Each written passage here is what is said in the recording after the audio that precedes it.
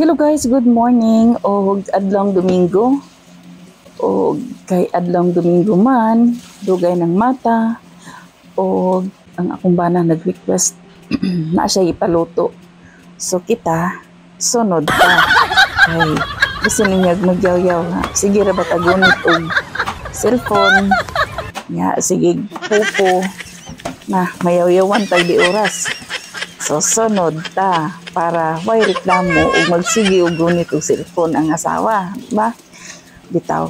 Magluto ko o ganahan mo ko siya aning kuan. Ganahan siya aning nilagang baka. Kay kuan, paborito dyan na niya. So, dili po na ako siya perminti ginapakaon once a week lang. Kay di po maayo. Nga, butangan akong pichay. Kay ako, di ko mukaon og karning baka siya ra. Ako pichay ra po ako og sabaw. Nga iya ha, potato og ang karni. O, di ba? Word kayo. A few moments later.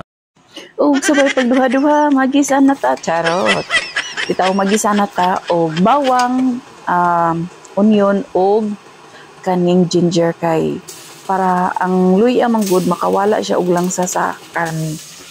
So, ambot nga nung ganahan kay kumbana ani. So, ang pagisa na to guys, kuan, tarungo dyan na to pagisa nga mawala ng dugo gud sa karni.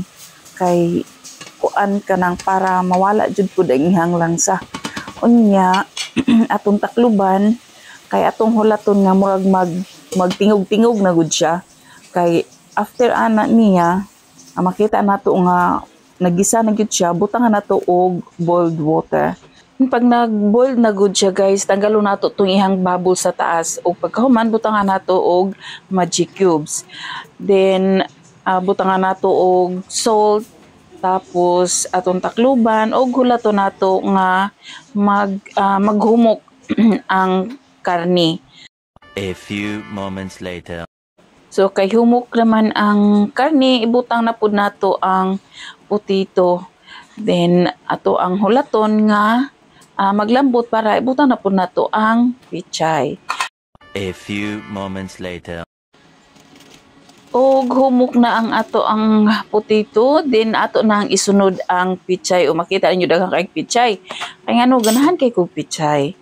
So ato ara na siyang i-leave siguro mga 10 to 15 minutes kay dali ra kay maluto ang pichay. Og atong takluban para hulato nato ang 10 to 15 minutes. A few moments later. Charan! Luto na ang atong nilagang baka. O excited na kay kung ba na mukaon. Basta ganahan kay siya ani. But the best jud daw ni nga luto na ako.